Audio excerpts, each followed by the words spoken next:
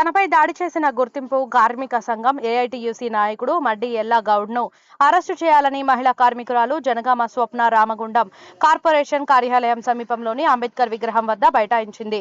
4 రోజుల క్రితం తనపై దాడి చేసిన ఎల్లా గౌడ్పై ఫిర్యాదు చేసినప్పటికీ పోలీసుల నిర్లక్ష్యం చేస్తున్నారన్నారు.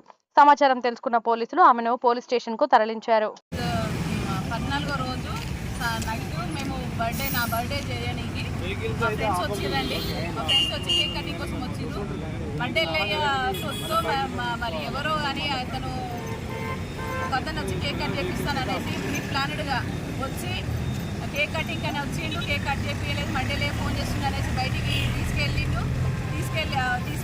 తీసుకెళ్ళి మాకు భయం అవుతుంది, మరి రండి అనుకుంటా నా దోస్తులను నన్ను పిలుచుకొని పోయి, మరి మా ఓడే కదా, మా ఎంప్లాయే కదా, మా మైనోడే కదా, నిన్న మొన్నటిదాకా మనకు తెలిసింది, మనతో తిరిగినోడే కదా, ఆయనకి ఏం ఆపద వచ్చిందని టక్కటక్క మేము వెళ్ళిపోయినాము.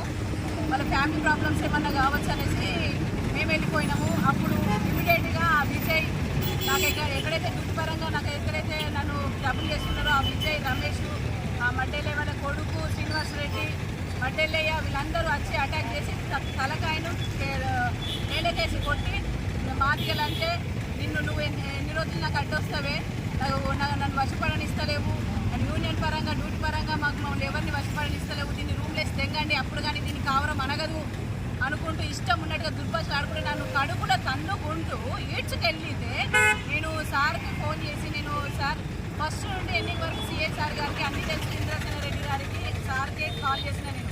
ఇప్పుడు సార్ మొత్తం ఆలదికే మాట్లాడుకుంటూ నాకు అటెంప్ట్ మర్డర్ కేసు ఫైల్ చేయలేదు, ఇంతగానము నేను పోరాడితే వాళ్ళని అరెస్ట్ చేయలేదు, అదుపులోకి తీసుకోలేదు. వాళ్ళు విచ్చలవిడిగా సోషల్ మీడియాలలో వ్యభిచారి అని పెడతా ఉన్నారు. ఇంత వ్యభిచారి చేసిన దాన్ని అయితే ప్రూఫ్ తీయాలి కదా, ఎవరితోటో వీడియోలు తీపిస్తూ ఉన్నారు, ఎవరితోటో ఇల్లీగల్ కాంటాక్ట్స్ అంటగడతా ఉన్నారు.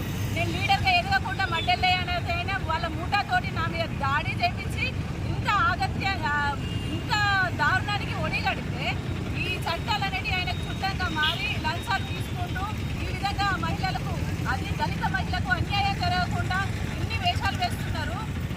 ఏఎస్ఐ గారికి, ఏసీపీ గారికి నేను ఒకటే చెప్పుకుంటున్నాను, వాళ్ళని అరెస్ట్ చేయండి, అదుపులోకి తీసుకోండి, నాకు న్యాయం చేయండి. ఒక దళిత మహిళ కార్మికురాలిగా సింగరేణి వ్యవస్థలో ప్రతి మహిళ ధైర్యంగా తిరిగేటట్టు నాకు న్యాయం జరిగేలాగా చేయండి.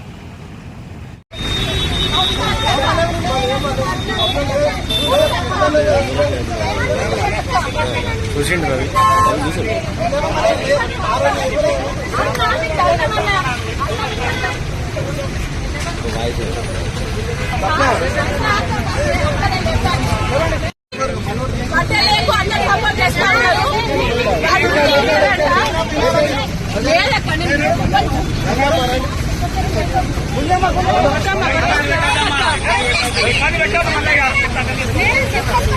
అరే ఆమె చెప్పలేదు, నేనేం చేస్తాను